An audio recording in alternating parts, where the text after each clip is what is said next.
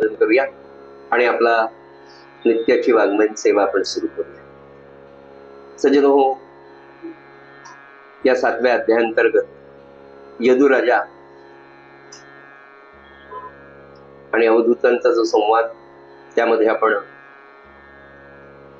अग्नितत्वाविषयी, अग्नितत्वाला गुरु अवधूतांनी कसं केलं, अग्नितत्वामध्ये कोणते असे सद्गुण आहेत की जे सद्गुण साधकाला, भक्ताला, योग्याला भावतात किंवा घ्यायला हवे, त्या संदर्भात श्री अवधूत आपल्याला जे सांगतायत, तो जो संवाद आहे तो संवाद त्याच तोडीचे अध्यात्म क्षेत्रातले ब्रह्मज्ञानी असलेले नाथ महाराज आपल्याला समजून सांगतात. अगदी बारीक सारीक गोष्टी. खरंच ज्याला परमार्थ मार्गावर जायचंय ना, म्हणजे खरं असं आहे की आपला जन्मच त्याच्यासाठी, मनुष्य म्हणून आपण जे जन्माला आलो ते ईश्वराला प्राप्त करून घेण्याचं. आणि ईश्वराला प्राप्त करून घेणं म्हणजे काय, तर तू ईश्वर आहे हे तुला जाणून घ्यायचं आहे. तू आहेच आहे, फक्त तू विसरलास. ते जाणून घेण्याचा जो मार्ग आहे तो परमार्थ, तो अध्यात्माचा मार्ग आहे. या मार्गावर आपल्या सगळ्यांनाच जायचं. पण असं आहे की सत्संगतीचा लाभ पुन्हा पूर्वसंचितावर अवलंबून जरी असला तरी प्रयत्न, बुद्धीचं स्वातंत्र्य या मनुष्य देहामध्ये भगवंताने आपल्याला दिलेलं आहे. त्याला अनुसरून या मार्गावर चालण्यासाठी, आणि ते ईश्वर दर्शन, ते आत्मरूपाचं दर्शन, ते ब्रह्मरूप जाणून घेणं, ते ब्रह्मज्ञान प्राप्त करून घेणं, यासाठी सज्जनो हा मार्ग अवधूत अतिशय व्यवस्थितपणे सोप्या भाषेत यदुराजाला सांगतात. ती अजून सोपी करून सांगण्याचं काम नाथ महाराज करतात. ते म्हणाले, अग्नीचं एक लक्षण आहे की साधकाचं साधन आणि सिद्धांचं लक्षण आहे. म्हणजे ते असं म्हणतात की होमकुंडामध्ये नेहमी अग्नी असतो, पण त्याच्यावर इतकी राख, तो आधी खाली चांगला प्रज्वलित आहे, पण वर एवढी राख असते. दुपारचं होम हवन झाल्यानंतर, दुपारच्या वेळेनंतर, सायंकाळी, रात्री तो खाली निखारे असतातच, पण वर साचलेली जी राख आहे त्या राखेने तो तेजस्वी असलेला निखारा, तेजस्वी असलेला अग्नी लोकल्यासारखा दिसत असतो. याज्ञिक लोक त्याच्यामध्ये पुन्हा इंधन टाकतात, समिधा टाकतात, तूप घालतात, त्याला प्रज्वलित करून मोठा यज्ञ करतात. आणि हा यज्ञ केल्यानंतर तो जो यज्ञ करता आहे त्याची सगळी पातकं त्या यज्ञामध्ये जळून जातात. आणि ती पाप जळल्यानंतर, तो पापमुक्त झाल्यानंतर असं सांगितलं जातं की तो स्वर्गाला जातो. हे सगळं अग्नीचं, होमकुंडाचं, होमाचं अगदी असंच योग्यांच्या बाबतीमध्ये नाथ महाराज म्हणाले की योग्यांच्या बाबतीत काय होतं, तर तो ब्रह्मज्ञानी आहेच आहे स्वतः. पण परवाच नाथ महाराज आपल्याला सांगत होते की अहो, योग्यांचं दर्शन भाग्याशिवाय होत नाही. त्याच्यामुळे अभाविक लोक जे आहेत, ते अभाविक लोक, त्या अभाविक लोकांना तो योगी, तो ब्रह्मज्ञानी सत्पुरुष त्यांच्या नजरेला येतच नाही, नजरेला पडतच नाही. किंबहुना असा ब्रह्मज्ञानी संत, महात्मा, सद्गुरू, कालच आपला विषय झाला ना की संतांच्या जवळ अनेक माणसं आयुष्यभर राहतात, पण त्यांच्या जवळ राहून सुद्धा त्याचा अनुग्रह घेण्याची, त्याचा संग करण्याची, खऱ्या अर्थाने त्याच्या संघात राहण्याची बुद्धीच होत नाही, जवळ राहून सुद्धा. त्याचं कारण तो ब्रह्मज्ञानी पुरुष स्वतः कधी दाखवतच नाही, तो सांगतही नाही, तो गुप्तच राहतो अशा लोकांसाठी. आणि माऊली सुद्धा म्हणाली ना की नास्तिकाला कधीच काही सांगू नये. नास्तिकाला भगवंताविषयी भक्तीविषयी सांगूच नाही, आपलं तिथे ज्ञान पाजाळूच ठेवणार. म्हणजे दगडावर जर पाणी सोडलं तर ते तसंच जाऊन थोड्या वेळाने वळून जाणार. तिथे आपली बुद्धी, आपली साधना खर्च करण्यात अर्थ नाही. तेव्हा असा ब्रह्मज्ञानी योगी पुरुष अभाविक लोकांसाठी कधीच उपलब्ध नसतो. त्याच्या दृष्टीनं सुद्धा म्हणाले तो पडत नाही. अभाविकांसाठी तो योगी गुप्तच राहतो. आणि अगदी याच्या विरुद्ध जे भाविक असतात आणि ते भाविक, त्या भाविकांसाठी हा ब्रह्मज्ञानी सत्पुरुष त्यांच्याकडे जातो, त्यांना प्राप्त होतो, सहजतेने प्राप्त होतो. म्हणून मी तुम्हाला काय सांगू, आत्ता काही गोष्टी लक्षात येतात फार उशीर. पूज्य श्री महाराज जेव्हा अनुग्रह द्यायचे ना, कोणकोणत्या प्रकारचे लोक त्यांच्याकडे यायचे. आता मला सांगा, एवढा मोठा ब्रह्मज्ञानी पुरुष, प्रत्यक्ष रामस्वरूप असलेले सद्गुरू प्रल्हाद महाराज, सगळेच संत बरं. आपण ज्यांचं पाहिलं ते सांगावं म्हणून सांगतो.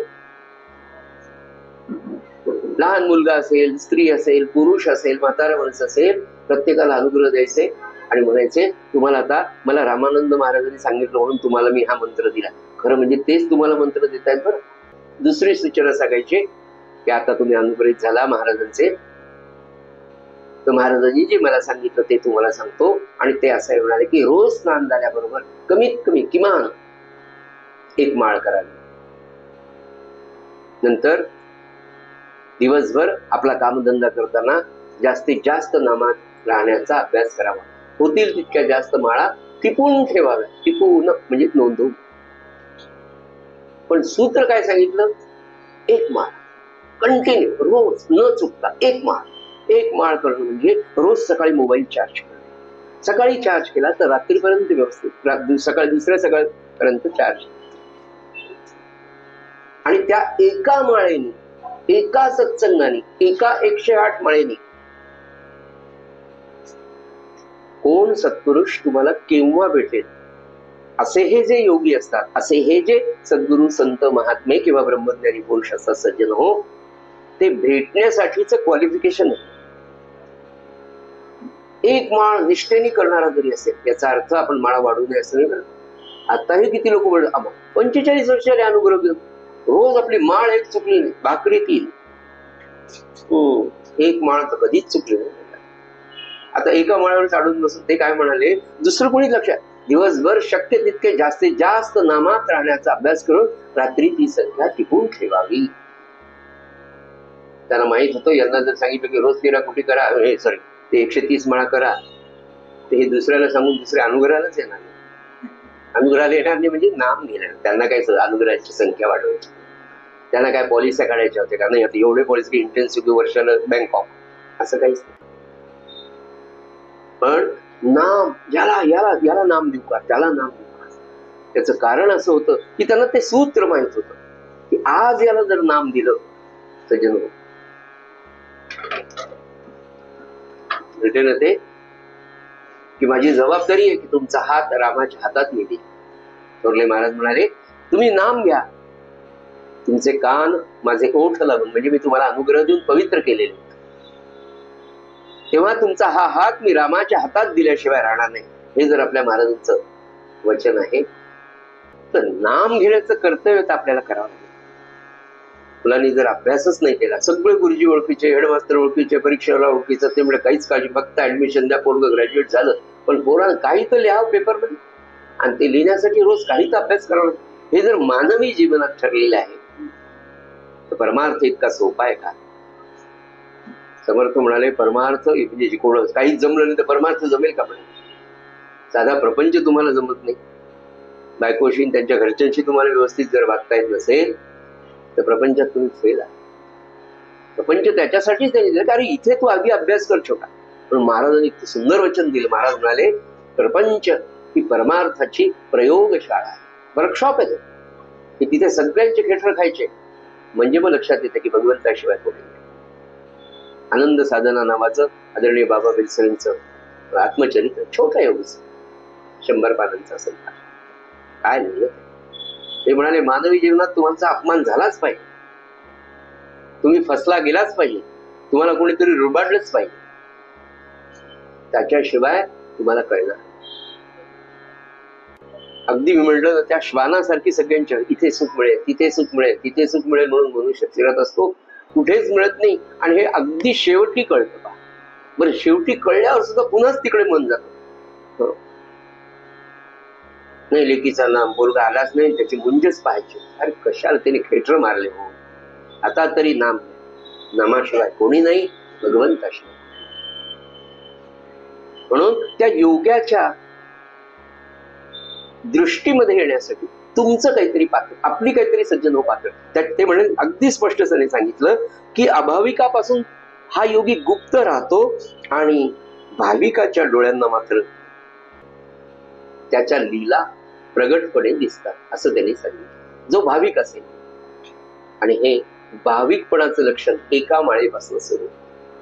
माझे गुरु आहेत, माझे आमके आहेत, मला त्यांनी हे साधन दिलं, हे मी करा. काय काय काय महाराजांनी किती आपल्याविषयी त्याच्या लीला. ते म्हणाले ना की त्या भाविकाच्या दृष्टीत सुद्धा तो पडत नाही अभाविकांच्या, पण भाविकांच्या डोळ्यांना मात्र त्याच्या लीला प्रगटपणे पाहायला मिळतात. अशा योग्यांना भाविक लोक प्रेमाने आणि भक्तीने जे अर्पण करतात त्याने तो योगी त्या मुमुक्षूंना मोक्ष प्राप्त करतो. किती म्हणजे पहिल्या वर्गात ऍडमिशन घ्यावी आणि त्यांनी आपली सगळी जबाबदारी घेऊन आपल्याला पीएचडी करूनच बाहेर पाडावं, अशी एखादी इन्स्टिट्यूट, असा एखादा पालक आपल्याला जर मिळाला, त्याच्यापेक्षाही मोठी गोष्ट. काय म्हणाले महाराज शेवटी? दोन गोष्टी फार सुंदर सांगितल्या. आता काय महाराजांचं आठवतं किंवा सुचवतात ते हो, आणि ते फार सोपं आणि आपल्याला करण्यासारखं, आणि त्याचा पाया पुन्हा हेच आहे. पण याचं अजून सोपं करून महाराज सांगितलं की महाराज म्हणाले, अनुग्रह दिला, सांगितलं, काय करतात प्रपंचामध्ये मायबाप, सगळं करतात, पोट्या ऐकत नाही. काय करणार? असं तरी कर बाबा, एवढं तरी कर, तेवढं तरी कर. आपण सांगतो ना, बरं एखादा विषय राहायला तर हरकत नाही, पण अभ्यास कर, एटीकेटी मिळू दे, पण कॉलेजला जाय, ट्युशनला जाय, असं सांगतात की हे नको करू, ते नको करू, तुला पाहिजे का बरं जाऊ दे, पिक्चरला जाऊ नये, याला जाऊ नये, सहलीला जाऊ नये, पण सगळे विषय मात्र काढ बाबा. ही जी मायबापाची या प्रपंचातली तळमळ आहे ना, त्याच्या कैक पटीने शेवटी महाराज थकून एकदा काय म्हणाले, तुम्ही काहीच नाही केलं चालेल, फक्त एवढं लक्षात ठेवा की माझा सद्गुरू माझ्या पाठी, माझी एवढीच आठवण ठेव. केवढी लीनता, केवढी आपल्यासाठी. अजून त्याच्या पुढे जाऊन एक दिवस काय म्हणाले, काय सांगू मी तुम्हाला त्या सद्गुरूंचं अंतःकरण काय असतं. संतांचं अंतःकरण, आपण आपल्या लेकरांवर प्रेम करतो ना, त्याच्या 10 पट त्यांचं अंतःकरण आपल्याला सुख मिळत नाही खरं, म्हणून पिळवटून जातो. शेवटी काय म्हणाले एकदा की तू आयुष्यभर काही नाही केलं,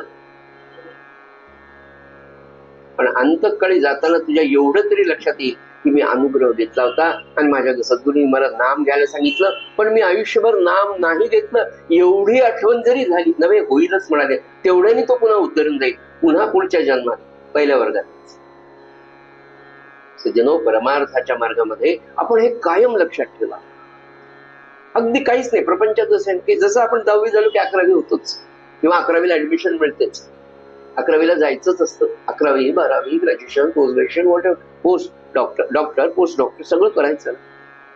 हे जसं होतं तसं एका जन्मानंतरचा दुसरा जन्म, दुसऱ्याच्या नंतर तिसरा. आपण एवढं लक्षात ठेवा की त्यांनी सांगितलं ना की एकदा सद्गुरू मिळाले तर असं सांगितलं जातं, म्हणाले की 7 जन्मात त्या जीवाला शिवाला ते मिळून देतात. आपण धीर धरावा, हा पहिला जन्म समजून. आपल्याला माहित नाही किती आहे, पण अभ्यास या जन्मामध्ये इतका करावा की 10वी पर्यंत तरी जावं. आता 10वी कशी समजणार? अनुग्रह घेतला, त्याला आज 10 वर्ष झाले. या 10 वर्षामध्ये मी पहिल्यांदा माझा मी करता ही भावना संपून राम करता ही भावना माझ्यात किती वाढली. माझा प्रपंच मी किती पद्धतीने, किती श्रद्धेने, किती निष्ठेने, माझ्या चिंता, माझी भय, माझी काळजी, माझा संसार सद्गुरूंच्या चरणावर ठेवून किती मुक्त झालो, हे आपलं आपल्याला कळतं. याला दुसरं कोणतंच मीटर नाही. त्याचं मेजरमेंट किंवा याचं मोजमाप सज्जन हो, तो साधक तुमच्या माझ्यासारखा तो आपलंच करायचा असतो आणि तो कळतो. आणि म्हणून ते म्हणाले की योगी, अग्नीचं तत्व आपण पाहतोय. अवधूत म्हणाले की त्या योग्याला अशी भाविक माणसं जे भक्त आहेत त्याच्या दृष्टिक्षेपात येतात. मुळात ते भक्त सत्संगाने अनुग्रहित झालेले असल्यामुळे, सत्संगाची सवय त्यांना असल्यामुळे त्या योग्याकडे त्याला जे शक्य आहे ते त्याला दान करतात. याचा अर्थ वस्तू पैसे हे नाही ना, भाव, श्रद्धा, भक्ती या अर्थाने. आणि ते म्हणाले की योग्यांनी त्या योग्याला ते भाविक लोक जे जे म्हणून काही अर्पण करतात, काय देणार हो त्या योग्याला? काय देणार त्याला? कशाचीच अपेक्षा नाही. तो ब्रह्मज्ञानी, त्याला कोणत्या गोष्टीने आनंद? अहो, त्याला जो आनंद मिळाला तो आपल्याला कधीच मिळालेला नाही. आपल्याकडे सगळ्या अशाश्वत वस्तू आहेत आणि अशाश्वत आनंद देणार आहे, ते अर्पण करून काय? पण त्याचा भाव, त्याची भक्ती तो योगी ग्रहण करतो. आणि नाथ महाराज सांगतात तो एवढा दयाळू आहे की तो मुमुक्षुला, मुमुक्षुचा साधक, साधकाचा सिद्ध, आणि सिद्ध त्याच्यानंतरची पायरी मोक्षाची. त्या मुमुक्षुला तो मुक्तच करून टाकतो. म्हणजे 1 रुपयाचं लॉटरीचं तिकीट घ्यावं आणि 1,00,000 रुपये मिळाले, पटकन समजण्यासाठी बोलायचं की नुसती त्यांनी इच्छा. मुमुक्ष म्हणजे अरे आपण अध्यात्म मार्गावर गेलो पाहिजे, आपण कशाला जन्माला आलो, भगवंत कोण आहे, भगवंताची भक्ती करायला पाहिजे, अशी इच्छा उत्पन्न होऊन त्या मार्गावर चालणारा जो भाविक भक्त असतो त्याला मुमुक्ष असं संबोधले. तर त्या मुमुक्षुला मुक्तच करून टाकतो एवढं त्या योग्याचं. म्हणजे ते अग्नी पाहिलं ना आपण, अग्नीमध्ये कागद टाका, जाड खैराचं लाकूड टाका, चंदनाचं लाकूड टाका, त्या सगळ्यांना तो रक्षेमध्ये रूपांतरित करतो. तो पाहत नाही की हा कागद एका मोठं लाकूड आहे. त्या सगळ्यांना एक रूपत्व देणारा अग्नी तसा अगदी छोटा असलेला कागद सुद्धा तेच. अगदी मुमुक्षु, साधक, सिद्ध या सगळ्यांना ज्या मोक्षाप्रती जायचंय एवढी मोठी पोच त्या योग्याच्या दृष्टिक्षेपाची सज्जन नाथ महाराज सांगतात. पुढे म्हणाले भावबळाने अर्पण केलेले योग्याच्या मुखी पडते. आणि पुढे म्हणाले त्याच्या मुखात जे जे पडतं ते सगळं त्यांनी होतं काय, मुक्त कसा होतो, मोक्ष कसा प्राप्त होतो, आत्मपदाला पोहोचतो. सकाळचा विषय होता ना आपला, की ते आत्मपदालाच पोहोचवतात. म्हणजे काय करतात, काय होतं, ही प्रक्रिया सुद्धा नाथ महाराज सांगतात की त्याचं क्रियमान, कर्म, संचित सगळं योगी संपवून टाकतो. योगी अर्थाने म्हणजे संत, सद्गुरू. असं हे अग्नी तत्वाचं वर्णन हे आपल्याला सांगत असताना ते म्हणाले की त्याचं संचित, त्याचं क्रियमान जाळून टाकतो आणि त्या साधकाला, त्या शिष्याला आत्मज्ञान संपन्न करून खऱ्या अर्थाने समाधानी करतो. हे त्या योग्याचं अग्नितत्व. अवधूत म्हणाला हे सगळं अग्नीकडनं योगी किंवा मी ग्रहण केलंय, मी आत्मसात केलं. एका अग्नितत्वाकडनं एवढ्या सगुण आणि निर्गुण समभावाने एक रूप दिसतात. पुढे म्हणाले अग्नीचं आणखी एक लक्षण.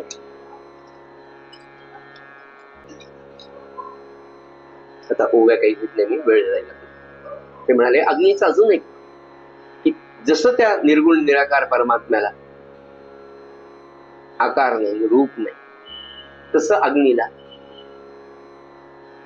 त्याचं उत्तम उदाहरण मी सांगतो की त्या अग्नीला आकार नाही.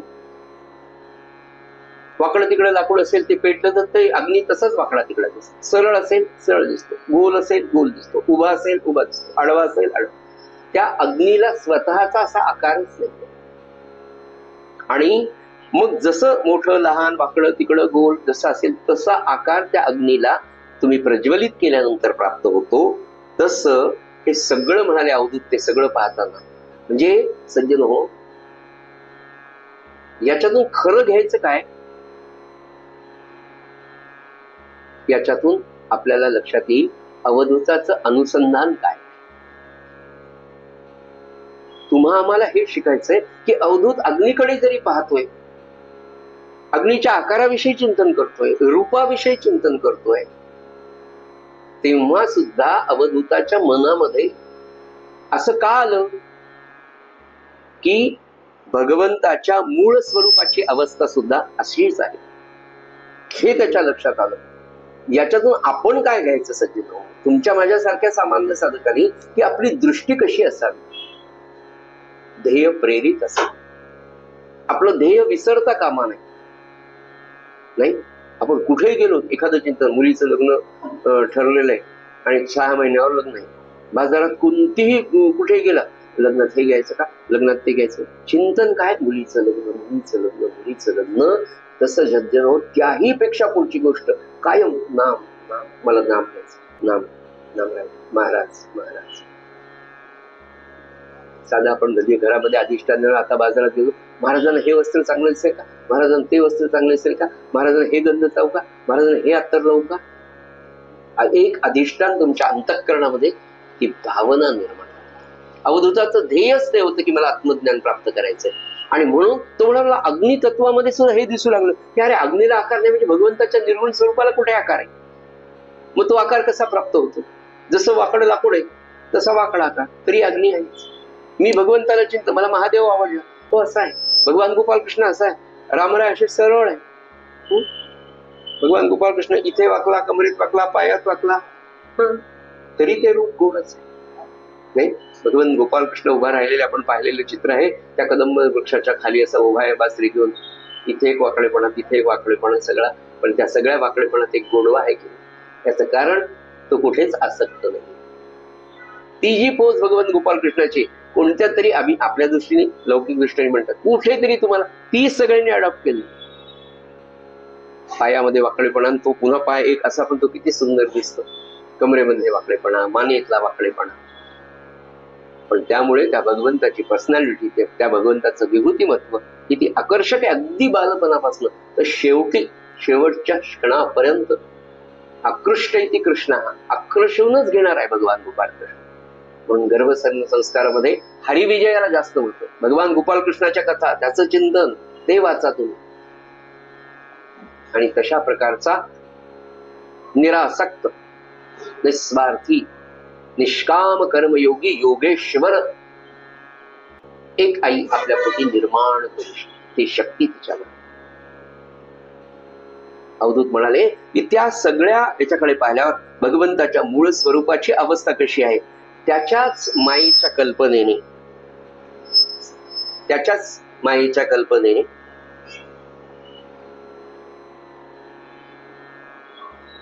आकृती निर्माण भगवंताची, आणि त्यामुळे अनेक रूपाने तो भगवंत, अवधूत म्हणाले, वेगवेगळ्या ठिकाणी प्रगट झालेला आपल्याला दिसतो. जगामध्ये सज्जन हो, नाना प्रकारच्या प्रकृती, नाना प्रकारच्या स्वभावाच्या माणसं आहेत, नाना प्रकारच्या व्यक्ती, नाना प्रकारचे मत, नाना प्रकारचे वेश, आभूषा, वृत्ती अनेक प्रकारच्या आहेत. या सर्वांमध्ये एकटा श्रीहरी प्रवेश करतो आणि त्या सर्वांमध्ये हा श्रीहरी प्रवेश करून आपल्या सहज अवस्थेत सगळ्यांना नाचवतो. नाही का, आपण सगळी कटपुटी भावलीच आहे, कोणी या तऱ्हेने, कोणी त्या तऱ्हेने, कोणी इथे, कोणी तिथे. योग्याची स्थिती, अवधूत म्हणाले, योग्याची स्थिती अगदी अशीच असते. नाना प्रकारचे आकार, नाना प्रकारच्या व्यक्ती त्याच्या दृष्टीला पडतात, पण त्या सर्वांच्या ठिकाणी हा योगी समदृष्टीने पाहतो. पण त्याला सगळीकडे तो भगवंत, मी आणि भगवंत नव्हे, हे विश्व त्याचंच मी रूप आहे आणि माझंच हे रूप आहे, इतकं बिंब प्रतिबिंबासारखं त्या योग्याला जाणवतं आणि त्याने निर्माण केलेला भ्रम होत नाही. जगामध्ये तो योगी, तो ब्रह्मज्ञानी सत्पुरुष, जे जे त्याच्या दृष्टीला पडतं ते सगळं माझं स्वरूप आहे, इतकं स्पष्टपणे त्या योग्याला जाणवत असतं. ही सगळी अवस्था नाथ महाराज म्हणाले या अग्नितत्वाकडून मी घेतलेली आहे.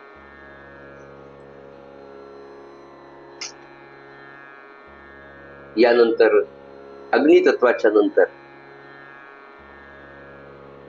अवधूत म्हणाले, यदुराजा, यानंतर ज्याला मी गुरु मानलं, ज्याला गुरुतत्वात माझ्या 24 गुरूंमध्ये मी ज्याची नोंद घेतली किंवा जो मला अत्यंत भावला, अतिशय श्रेष्ठ, सगळे श्रेष्ठ आहे, सगळेच मोठे आहेत, त्यातलं पुढचं तत्व किंवा पुढचा गुरु माझा जो आहे तो म्हणाले चंद्र. यदुराजा पुढे म्हणाले,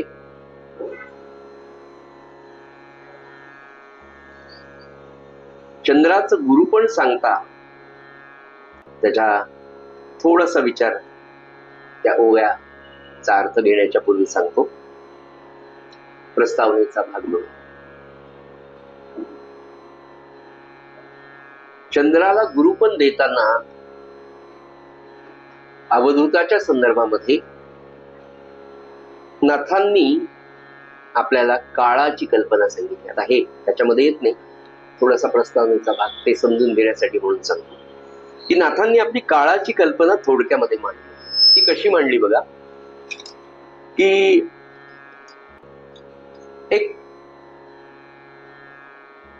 संकल्पना नाथ महाराज मांडतात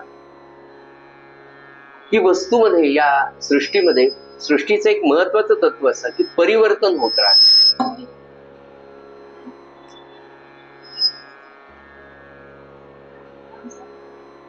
वस्तूमध्ये सारखा बदल होत राहणं हे सृष्टीचं एक नियमच आहे.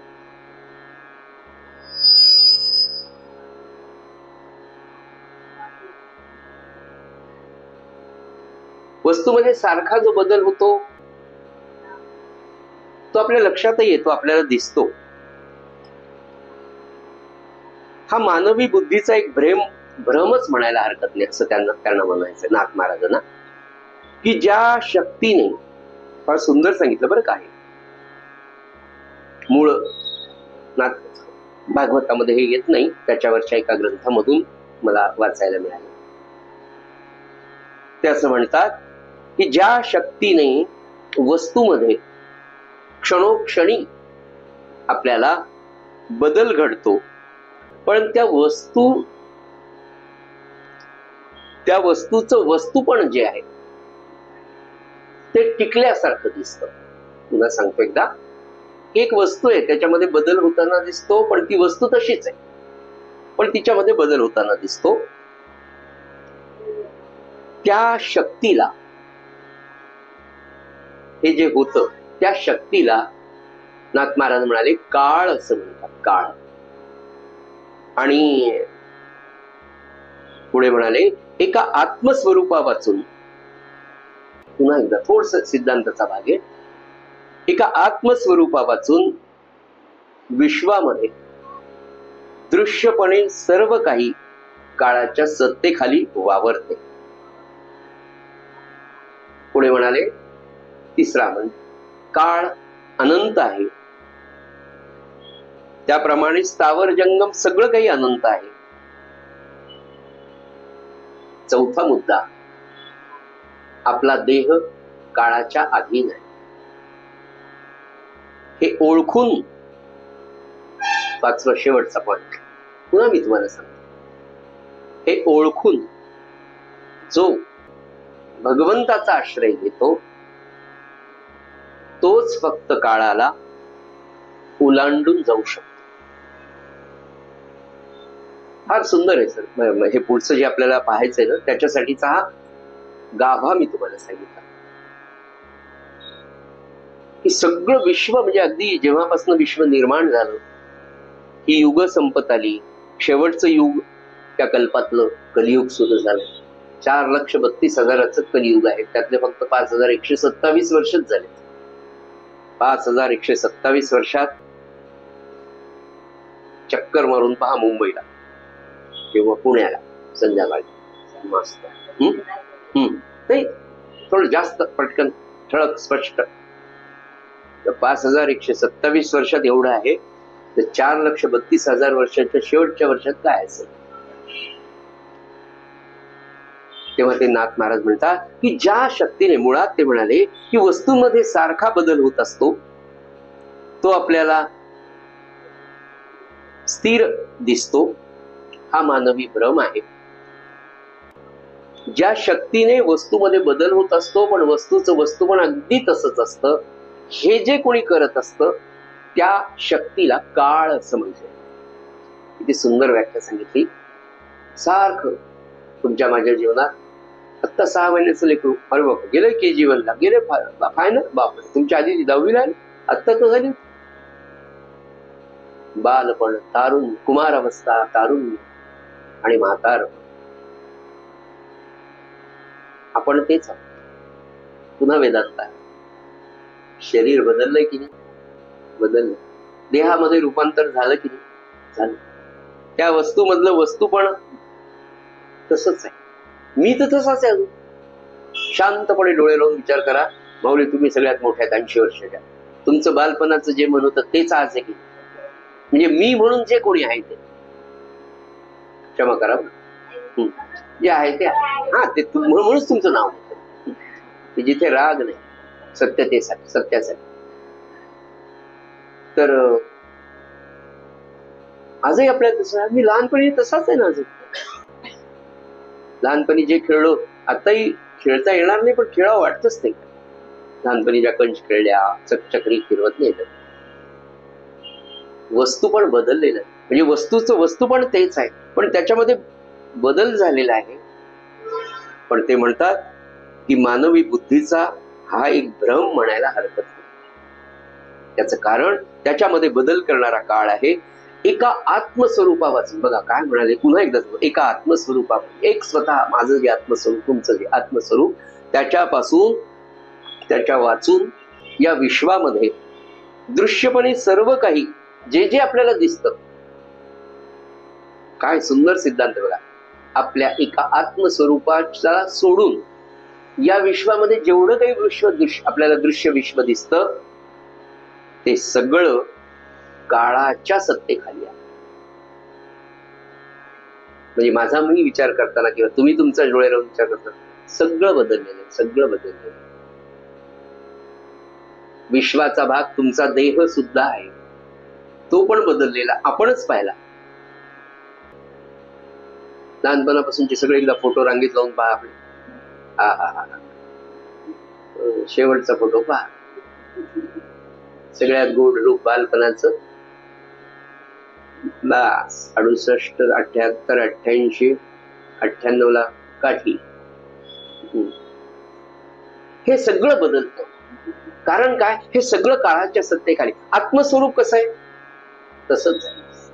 थोडा वेदांत आहे, कारण मुळातच ग्रंथ वेदांताचा. एकादश स्कंद, याच्यात कथा नाहीच. आत्मा बदलायचं, तेच नाथ महाराज म्हणून कालच आजच सगळ्या माझ्या वाटत झालं. महाराज म्हणाले ग्रंथराज दासबोध, ज्ञानेश्वरी आणि नाथ भागवत या 3 ग्रंथापैकी एक ग्रंथ रोज थोडा तरी वाचावं म्हणाले. त्याचं थोडं थोडं चिंतन सारखं वाचत राहा. आणि पुन्हा एक सूचना त्यांनी दिली की हे सगळे ग्रंथ सहज समजण्या इतके नाही, तेव्हा त्या ग्रंथाला मनोभावे नमस्कार करावा, समर्थांना, माऊलीला आणि नाथ महाराजांना. जो कोणता ग्रंथ दो त्या ग्रंथाला, ते नाथ महाराज महाराज मला काही येत नाही, मला काही कळत नाही, मला समजून सांगा बरं. या भावनेने जर तुम्ही ग्रंथ हातात घेऊन वाचायला सुरुवात केली तर नाथ माऊली तुम्ही पाहू नका, पण तुम्हाला बोटाला धरून सगळं सांग. आपण दरवर्षी पाहायला हवं, केमिस्ट्रीचा विद्यार्थी नाथ भागवत आपल्याला खरं म्हणजे किती काय सांगता आलं मला त्याचं माहित, कारण मुखे बोलवी सद्गुरु बुद्धी आपलं नाहीच येते. मला तरी आनंद आहे. तुमच्यावर काय अत्याचार होत असतील मला काही माहिती, पण असं तर काही दिसत नाही बघ. ही खरी त्यांची आणि नाथ महाराजांची खरंच कृपा. ते म्हणजे अरे या रे सारे जण, मला तुम्हाला तिथेच घेऊन जायचंय. तळमळत आहेत ते आपल्याला की चला नका वाया घालू. मला सांगा, आपल्या इतक्या लोकांपैकी इतके सगळेच आज नामाला लागले, प्रत्येकाला भगवंताच्या अस्तित्वाची जाणीव आहे. आता हे नक्की कळालं प्रापंचिक दृष्ट्या की आपल्या म्हातारपणाची नांत काळाची काळजी नाही. एवढं तर 4 महिन्यात पक्क झालं की नाही, हे मिळालं की सगळंच मिळालं. याच्यापेक्षा चातुर्मासाचा आणि आपल्या उपासनेचा काय फायदा असू शकेल, किंवा याच्या इतका सर्वोच्च फायदा कोणता? मनुष्य काळजीमुक्त, भयमुक्त, चिंतामुक्त होऊन आनंदाच्या मार्गावर नाचायला लागला. आईलाच आनंद होतो, ते अभ्यास करून जर चांगलं खेळायला लागलं, तुला त्रास नाही दिला तर. तर त्या आपल्या मोठ्या आईला किती आनंद होत असेल नाही.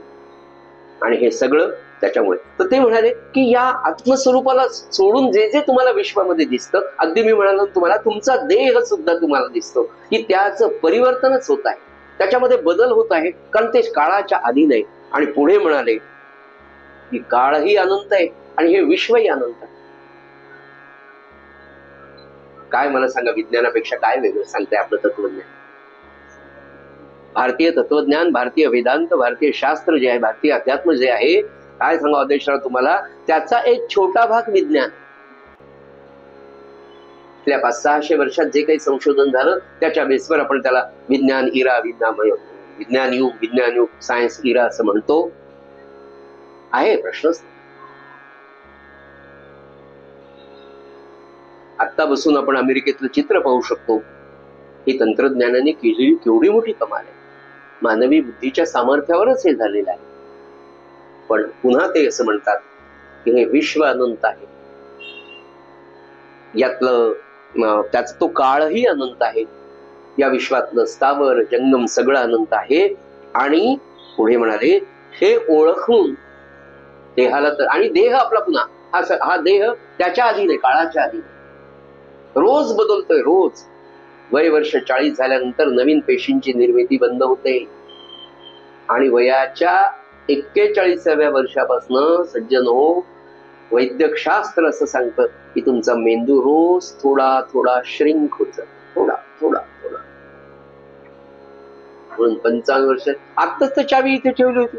कुठे ठेवली? बरोबर प्रदक्षिणांच्या मध्ये चावी. हा अनुभव आहे की नाही? त्याच्यावर महाराज म्हणाले म्हातारपण आल्यावर मी नामस्मरण करेल. किती चुकीचं आहे. बरं दुसरं म्हणजे तुम्हाला म्हातारपण येणार याची काही गॅरंटी? भगवान गोपालकृष्णांनी ती महाभारतातली कथा आपल्याला माहिती. भगवान म्हणले अरे युधिष्ठिर दान कर, उद्या सकाळ करतो. ते म्हणले तुला शाश्वती उद्या सकाळपर्यंत तू राहणार, आत्ताच कर. पर्व काळ होता काहीतरी, पांडवाला म्हणले. युधिष्ठिर म्हणले मी सकाळी दान करतो. अरे उद्या सकाळ होणार याची काय? तेव्हा भगवान गोपाल कृष्ण असं सांगतायत, युधिष्ठिरासारख्या अत्यंत सज्जन सात्विक धर्मराज ज्याला म्हटलं, त्याला जर भगवंत असं सांगत असेल तर आपण आपली पात्रता, आपल्या डिग्र्या आपण पाहून घ्या. तरी पण आपल्याला केवढा अहंकार असं सांगायचं की हा देह सज्जनो. अवधूत सांगतात, नाथ महाराज सांगतात की बाबांनो, देह हा त्या काळाच्या अधीन आहे, माहित नाही. मनुष्य या आयुष्याचा भरोसा नाही, म्हणून पुन्हा शक्य तितक्या त्वरेने, तळमळीने कृतार्थ होण्याचा प्रयत्न करा. आणि कृतार्थ जर व्हायचं असेल तर 13 कोटी जपाशिवाय पर्यायच नाही. खरं सांगतो, मला काही 13 कोटीचे मेंबर लावून मला फार मोठं काही बक्षीस मिळणार आहे की नाही, आता तुम्हाला पुढची ट्रिप मलेशिया आणि त्याच्यानंतर बँकॉक 10 लोक झाले तर असं काहीच नाही. पण एक मात्र जेवढे लोक 13 कोटी करतील ते सगळेच बँकॉक, थायलंड याच्यापेक्षा आनंदाची ट्रिप घर बसल्या नित्य शेवटपर्यंत करू शकतील. शेवटी तीर्थयात्रा, पर्यटन हे सगळं मनुष्य कशासाठी करतो सज्जनो? आनंद. त्याला वाटतं इथे आनंद मिळेल, तिथे आनंद मिळेल. गावाला जाऊन पाहतो, तिकडे जाऊन पाहतो, पिक्चरला जाऊन पाहतो, इकडे जाऊन पाहतो. कॉलनीतला कुत्रा यांच्या दारात कुठेतरी भाकरी मिळेल, तिथे मिळेल, तिकडं तिकडून तिकडं सगळीकडे खेळ रस्त्याला हट हट. तसं आपलं सगळ्यांचं कुठेच आनंद या जीवाला मिळत नाही. म्हणून महाराज सांगतात की अरे बालपणापासून तुम्ही इकडे या. काय आनंद तो मिळतो का? आपण सगळेच घेतो. पुढे म्हणाले हे ओळखून जो साधक, जो मनुष्य भगवंताचा आश्रय घेतो तोच फक्त काळाला ओलांडून जाऊ शकतो. काय शक्ती? भगवंताला ओळखणं म्हणजे काय? भगवंताचा आश्रय घेणं म्हणजे काय? खरा नामाश्रय, खरा रामाश्रय, सगळा सद्गुरूंचा आश्रय. आणि या सगळ्यांचं पुन्हा सूत्र जर काय असेल ना, जन आश्रय घेणं, त्याच्या आश्रयाला राहणं. लहानपणी बाळ असतं की नाही 9 महिन्याचा, आईच्या खांद्यावर कसं मस्त असतं, इकडे तिकडे गुडू गुडू गुडू डोळ्यांनी पाहत असतं मागून. आई समोर चालली, तिच्या मुहून राहते, पदर घेते, स्वतःच्या डोक्यावर पदर ठेवते, पण लेकराच्या पदर ठेवते. आणि ते त्या पदराकडून टुकू टुकू टुकू सगळं जग पाहत असतं आनंदाने. आणि किती निर्धास्त, किती बिनधास्त असतं ते, किती आनंदी असतं ना. काय आश्रय आहे आईच्या पदराचा. सज्जन हो, हा आईच्या पदराचा आश्रय खऱ्या अर्थाने ही आई आपल्याला देणार आहे, आपली सद्गुरु माऊली देणार आहे. आणि त्याच्यासाठी खरा आश्रय जर कशाचा असेल ना, तर तो नामाचा आहे, नामाच्या अभ्यासाचा. अतिशय नम्रतेने आणि प्रामाणिकपणे सांगतो, मस्त बसावं. तुला फार ते आवडतं. सगळे लाईट बंद, फक्त महाराजांसमोर दिवा. महाराजांच्या चेहऱ्यावर सुंदर प्रकाश पडलाय. तुम्ही बसलेला समोर आसनावर, खुर्चीवर, जी काही तुमची पोझिशन असेल त्याप्रमाणे, आणि महाराजांच्या चरण कमलाकडे पहा. ते म्हणाले ना की महाराजांच्या जवळ बसावं, म्हणजे लौकिक अर्थाने पटकन ज्यांना माहिती कळावं म्हणून तसं महाराजांच्या चरणाजवळ बसावं. कायम लक्ष महाराजांच्या दोन चरण कमलाकडे. अरे उजवा पाय, डावा पाय, हा अंगठा, त्याच्यानंतरचे बोट, किती मस्त. महाराजांचे चरण कमल किती मऊ आहे, त्याच्याकडे पूर्ण लक्ष. मुखामध्ये नाम, कानाने ते ऐकतोय आणि डोळ्यांनी महाराजांचे, आपल्या सद्गुरूंचे चरण कमल पाहतोय. अशी अखंड मानस पूजा जो करेल ना, तो खरा रामाचा आश्रय. आणि या जीवाला खरी शांती, महाराज म्हणाले ना, गळत नाही हो, दिवसेंदिवस हळूहळू एक एक गोष्ट कर.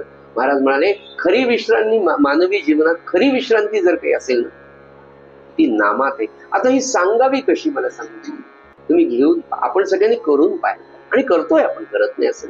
प्रत्येकाला थोडी थोडी थोडी रोज येते. पण ज्याची जशी श्रद्धा, ज्याची जशी नामाची बैठक आहे ना, तसं त्याला मिळतं बरं. खरंच नाही, हा नामाचा अनुभव आयुष्यभर. ते म्हणाले हो, नाम महात्म्य इतकं सांगितलं. महाराज म्हणाले मी शेवटी माझा तो पहिला देह गेला, पण माझी ती नाम वाटण्याची वासना आणि नामाचं महात्म्य सांगण्याची वासना तशीच राहिली. म्हणून महाराज आपल्यासाठी पुन्हा 12 वर्षांनी प्रगट झाले.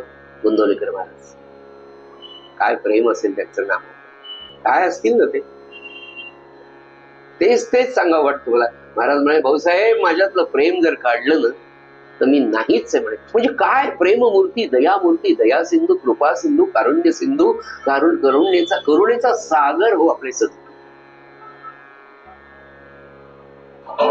महाराज रामरायाच्या समोर कीर्तनाला उभे. महाराजांचं कीर्तन म्हणजे एक अभंग निरूपणाला घ्यायचे, सांगायचे, रामाचं नाम घ्यायचे, गजर करायचे, रघुपती राघव थोरल्या मराच्या मंदिरात. जुनं गोंदवलं, चिमण्या कंदिलाचे दिवस, मंदिर असं भरलेलं होतं, सगळेजण गोंदवल्यात. कीर्तन रंगात आलं आणि एक 22-24 वर्षाची मुलगी अशी धावत आली, पळत पळत पळत, आणि एकदम महाराज म्हणून महाराजांच्या कमरेला अशी मिठी मारली. तिने रडायला लागली. 5 मिनिटं 6 मिनिटं महाराजांनी तिला बाळा बाळा, रामा रामा रामा, हात श्रीराम श्रीराम, आणि म्हणाली, महाराज मला दिवस गेले, माझा नवरा म्हणतो मुलगा नाही झाला तर मी तुला टाकून देतो. काय महाराजांच्या डोळ्यात धारा. म्हणजे त्याला चापकाने फोडून काढलं. हा मुलगा होण्यात त्याचा वाटा नाही का म्हणाले. कधी न रागवणारे एवढे महाराज शिवले. कुणाच्या तरी मनात काहीतरी आलं होतं कीर्तनाच्या नंतर. कीर्तनातच महाराजांच्या लक्षातच आलं, आपल्या मनात आलं असेल. म्हणाले, आपली लेक जर अशी रडत आली असते, आपण काय केलं असतं, तिला धरलं नसतं का म्हणाले. काय प्रेम सांगा महाराज. त्या गावातलं ते लेकरू त्याला जवळ घेतले, काळजी करू नको म्हणले, बाळा नामाचा संदेश दिला, तीर्थ अंगारा दिला, नको काळजी करू म्हणाले. काय योग्य ती व्यावहारिक दृष्ट्या महाराजांनी समजूत सासू सासऱ्याला घालायची ती घातली. यथावकाश नामात रंगली, पुढे बाळांपण झालं, मुलगा झाला. सूत्र आहे, माझ्यातलं प्रेम जर भाऊसाहेब काढलं ना, तर मी नाही. आणि लगेच दुसरं वाक्य आहे महाराजांचं, म्हणाले, एका आईच्या प्रेमाशिवाय मला दुसऱ्या प्रेमाची कल्पना नाही. सत्पुरुषांचा देह दिसायला पुरुषाचा असतो, पण अंतःकरण माऊलीच असतं, माऊलीच. सज्जनो, आपल्याला ते शिकायचं. ती त्यात म्हणून ना महाराजांना रोज प्रार्थना करावी. मानसपूजा झाली, पूर्ण मानसपूजा जप करावा, आणि मग आपलं मागणं सांग. महाराज तुमच्यातला एवढा तरी सदाचरणाचा अंश माझ्यामध्ये, माझ्यातली परनिंदेची वासना, परद्रव्याची वासना, द्वेषाची, रागाची माझी भावना रोज थोडी तरी कमी करा महाराज. आणि असं प्रार्थना केली ना, ते निश्चित करतात. रोज झोपताना, पुन्हा पुन्हा मी ती गोष्ट, रोज झोपताना दिवसभराचा पाढा महाराजांना सांगा.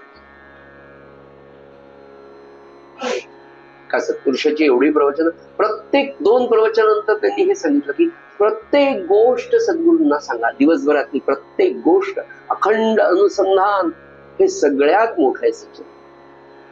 त्याला विसरायचंच नाही. ते म्हणाले एक सद्ग्रस्त होते, सवयीचा अभ्यास, या देहाला सुद्धा सवय कशी की पहिला तांब्या स्नानाचा डोक्यावर घेतला, ओम विष्णूर विषटता, इतकं विष्णू सहस्त्रनाम सुरू कर. एवढी सवय, एवढी देह ठेवल्यावर पाणी टाकलं तरी त्यांचे ओठ आले. इतकं इतकं आपल्या अंतःकरणामध्ये, अनकॉन्शियस माइंड मध्ये ते गेलं पाहिजे की ती सूचना त्या देहाला तशी मिळाली. आणि होतं तसं बिलकुल. एक मॅथमॅटिक्सचे प्रोफेसर होते, आम्ही ग्रॅज्युएशनला असताना शिकायला. आम्हाला मॅथमॅटिक्स मध्ये एका पेपरमध्ये 200 थेरम्स असायचे आणि सगळे हायपोथेटिकल, म्हणजे अंक कुठेच नाही, विषय गणित. एकही अंक नसलेला पेपर होता मॅथमॅटिकल अनालिसिसचा. आमचे प्रोफेसर धोंडगे म्हणून आम्हाला शिकवायला होते. ते म्हणाले हे थेरम्स असे पाठ करून ठेवा की तुमच्या डोक्यापेक्षा तुमच्या बोटांना सवय झाली. थेरम सुरू केला, एक थेरम 10 वेळा लिहून काढा म्हणाले. समजून तर घ्याच, पण लिहून काढा. आणि इतका सुंदर लिहा म्हणाले की एकदा तो सुरू झाला की तुमच्या डोक्यापेक्षा हाताला सवय झाली पाहिजे की तो थेरम तसाच्या तसा आला पाहिजे. आणि म्हणाले माझे प्रोफेसर म्हणाले मी जेव्हा ग्रॅज्युएशन होतो तेव्हा माझे 10 पोते लिहून झाले होते म्हणाले, मॅथमॅटिक्सच्या विषयाच्या वेगवेगळ्या. मला लिहायची सवय. म्हणजे त्या मला सांगायचा मुद्दा काय याच्यातनं की ती सवय आपल्या देहाला, आपल्या मनाला, त्या जागेला झाली. आपल्याकडे नांदेडमध्ये घडलेली घटना मी समज, काय भक्त असतो, काय पूजा असते, कशी पूजा करावी. आणि सज्जन हो, ते जे सांगतात ना आपल्याला वेदांतामध्ये की त्या भक्ताला जशी देवाची सवय असते ना, भक्ताला जसं देवाचं प्रेम, त्याच्या कैक पटीने देवाला भक्ताची सवय, त्याच्याकडून उपचार घेण्याची सवय, त्याच्या अस्तित्वाची सवय, भक्ताच्या देवाला कोणत्या देवघरातल्या. तर काय आमच्या सासूबाईनी करणं, गोपाळकृष्ण दिला ना, अन्नपूर्ण दिला. अरे तसं नाही, तुला दिली ना सासरवाडीनी, ती याच्यासाठी दिली की तुझा प्रपंच हा गोपाळकृष्णांनी अन्नपूर्णा चालवणारे रोज हिला शरण जा. त्या श्रद्धेने पूजा केल्याने काय होतं. तिथे देवीदासराव टोके म्हणून डेप्टी कलेक्टर म्हणून रिटायर झाले. आता त्यांनी देह ठेवला. आप्पांचे अनुभव, फार शिस्तीचा कडक माणूस होते, पण आप्पांवर, सद्गुरूंवर, घरातल्या भगवान दत्तात्रयावर, त्यांच्याकडे 250 वर्षापूर्वी आपल्या गोदावरी मातेतून प्रगट झालेली दत्तात्रयाची मूर्ती आजही आहे.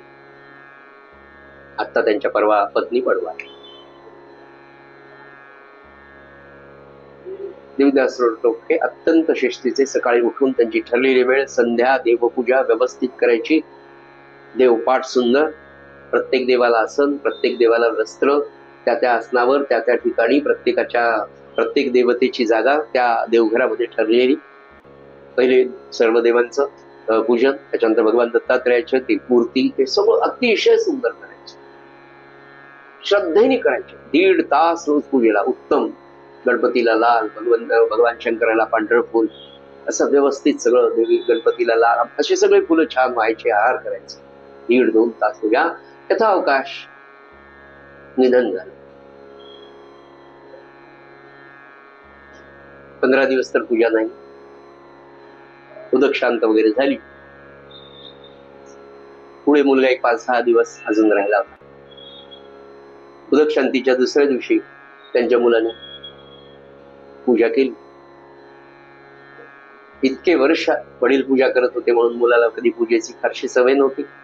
आणि वडिलांचं भगवंतावर प्रेम असं होतं की ते कधीच पूजा चुकू द्यायची नाही, ते पूजे चुकू द्यायचे नाही, म्हणून यांच्या वाट्याला कधी पूजा चालली नाही. हा त्यांचाही दोष. पण बाबांची पूजा, बाबांचं देवावरचं प्रेम हे मुलांना माहित होतं, म्हणून मुलगा पूजेला बसला. 16-17वा दिवस असतो. त्यांनी त्याच्या पद्धतीने नवीन पूजा केल्या गेल्यानंतर देवांच्या जागा बदलल्या गेल्या त्याच्याकडनं, अनावधानाने. बरं, रात्री स्वप्नामध्ये वडील आले आणि म्हणले, करे ते भगवान दत्तात्रयाच्या बाजूला अमकेंतम काय तू काय काय पूजा केली म्हणजे सगळ्या देवांच्या जागा चुकून टाकली. नुसतं एवढंच सांगितलं नाही तर म्हणाले या या ठिकाणी ही देवता या या आसनावर हे वस्त्र देऊन ठेवायची. काय एक भक्त भगवंताची म्हणून सज्जनो आपल्या घरातले नाही आमचे मुख्य देव घरी आले हे काय टेम्पररी आहेत का? आमच्या घरी आहेत देव, मग घरी जाऊन जेवणार रोज गावाकडे असं नाही. आपल्या घरातला देव हा आपण निर्माण आपल्या भावनेने त्याला निर्माण करायचं. आणि होतं का? 100% होतो. कसा होतो हे उदाहरण. म्हणून मी म्हटलं ना की जशी त्या भक्ताला नित्यपूजेची सवय, मस्त सुंदर पूजा कर. काय मला सांगा दुसरं काय का पुरुषांना काय? आणि घरची पूजा पुरुषांनीच करावी. नाही आमची ती करते तू काय पैसे देऊ नैवेद्य. शास्त्र असं सांगतं घरातला खऱ्या अर्थाने प्रमुख घरची देवता कुलदेवता सद्गुरू. हे श्रद्धेच्या पूजेच्या दृष्टी. घरचा मुख्य कोण? काम करणारा. दास कोण? कुणाच्या नावाने कुंकुम कुणाच्या नावाने मंगळसूत्र घालते तुमची बायको, ते तुमचं काम. ती तुमची अर्धांगिनी आहे. तिच्या सेवा भोजन प्रसादाच्या तिला दिलेल्याच आहे. तिने देवघर सारून घ्यावं, स्वच्छ करावं, पुसून ठेवावं, संध्येचं मांडून ठेवावं, ही तिची सेवा. पण संध्या करणं काम तुमचं. संध्या पूजा पुरुषांनी व्यवस्थित करा. थोडं लवकर उठावं. छान पूजा. ज्यांच्या घरात अत्यंत सुंदर पूजा अत्यंत सुंदर नंदादीप देवघरामध्ये लावलेला आहे त्या घरात ती प्रसन्नता सज्जनो अनुभवण्यासारखी. जिथे नसेल तिथे सुरू व्हावी हा त्याच्या मागचा उद्देश. आणि तुम्ही जेव्हा सुंदर पूजा कराल तोपर्यंत नैवेद्य छान वाढवेल. स्वयंपाक तोच आहे. वरण भात भाजी पोळी तीच तुम्ही आहे. पण ती जेव्हा आज आपल्याला नैवेद्य दाखवायचा असं म्हणून त्या घरातली गृहिणी लक्ष्मी करते तेव्हा तिचा भाव सुद्धा तेवढा उन्नत. मग त्याच वरण भात भाजी पोळीचा नैवेद्य होतो. आणि त्याच वरण भात भाजी पोळी नैवेद्याचा तुमच्या माझ्यासाठी प्रसाद होतो. अन्न तेच, त्याच पाण्याचं तीर्थ होतं. पुन्हा पुन्हा तेच सांगतो सज्जन, भावनांचं सकारात्मक दृष्ट्या उदात्तीकरण हाच परमार्थ. की नाही नैवेद्य महाराज जेवणार आहे, आज हे करायचंय, कांदा लसूण नको, संध्याकाळी खाऊ. वैराग्याला सुरुवात झाली, संयमाला सुरुवात झाली, पावित्र्याला सुरुवात झाली. आणि ही पावित्र्याची सुरुवात, ही मांगल्याची सुरुवात सहजतेने तुमच्या माझ्या मनामध्ये. 4 महिने कांदा न खाणारी माणसं पुढे हळूहळू त्याच्याकरता कांदा लसूणच कमी होतं. कांदा लसूणात काही नाहीये. आपल्या आसक्तीत आपल्या वासनेला कंट्रोल करण्याचं ते एक साधन. आधी 4 महिने करा, मग 8 महिने, मग आयुष्य वर्षभर, मग अनेक वर्ष. आणि असं करता करता हा जन्म त्या साधनेमध्ये सहज लागतो. आणि हे सगळं आपलं शास्त्र किती सहजतेने सज्जनो आपल्याला शिकवत नाही, किती सहजतेने शिकवत सज्जनो. याच्यासाठीच तुमचा माझा जन्म. आपण मनुष्य म्हणून जन्माला आलो ना तर आपलं सार्थक झालंच पाहिजे. आणि सार्थक होणं म्हणजे काय? तुम्हाला जन्मभर खऱ्या आनंदात राहायचंय, शाश्वत आनंदामध्ये राहायचंय. आणि तो शाश्वत आनंद म्हणजे काय? की जो कशावरच अवलंबून नाही. फक्त त्याचं सूत्र पुन्हा महाराज सांगितलं, तुम्ही नाम घ्या, बाकीचं सर्व मी करतो. म्हणजे अंतर्बाह्य तुम्हाला मी बदलण्याचा प्रक्रिया सुरूच केली ज्या वेळेला तुम्ही नाम घ्या. अहो तुमचा प्रपंच ते नीट करतील यात तर काही वैशिष्ट्य म्हणलं ना की रामानंद महाराजांच्या पोथीचे पारायण केल्यावर तुमचा पोरगा पास झाला, तो इंजिनिअरिंगला लागला, त्याला पॅकेज मिळालं, त्याला लग्न झालं, पोरगी झाली, गाडी झाली, हे तर फार छोटे चॉकलेट्स प्रपंचात. ते तुम्हाला पुढचं देणार आहे काय? मी जे आता म्हणाल, सहजतेने वैराग्य, सहजतेने आनंद. आणि आपल्या मनात असं वैराग्य झाल्यावर आपल्याला काय भस्म लावून फिरावं लागतं का? मग काय होईल? संसार बिघडेल? बिलकुल बिघडणार नाही. तुम्ही सगळे इथे राहून सगळा संसार बघून काय करावं? आनंदात राहा, समाधानात राहा, असं आहे. म्हणून झालेली सेवा सद्गुरूंच्या चरणी आता अर्पण करूया. आणि नाथ महाराजांच्या चरणी अर्पण करून नाथ महाराजांनी दिलेला जो अभंग आहे तो आपण प्रार्थनेच्या स्वरूपामध्ये घेऊ. श्रीराम समर्थ. आवडीने भावे हरी नाम घेसी आवडीने भावे हरी नाम घेसी तुझी चिंता त्यासी सर्व आहे सर्व आहे आवडीने भावे नको खेद करू कोणत्या नको खेद करू कोणत्या गोष्टींचा पती लक्ष्मीचा जाणतसे जाणतसे आवडीने भावे सकल जीवांचा करी तो सांभाळ सकल जीवांचा करी तो सांभाळ तुझ मोकलील ऐसे नाही ऐसे नाही आवडीने भावे जैसी स्थिती आहे तैसा परी राहे जैसी स्थिती तैसा परी राहे कवतुक पाहे संचिताचे संचिताचे आवडीने भावे एका जनार्दनी भोग प्रारब्धाचा एका जनार्दनी भोग प्रारब्धाचा हरी कृपे त्याचा नाश आहे नाश आहे आवडीने भावे हरी नाम घेसी तुझी चिंता त्यासी सर्व आहे सर्व आहे आवडीने भावे आवडीने भावे आवडीने भावे सद्गुरुनाथ महाराज की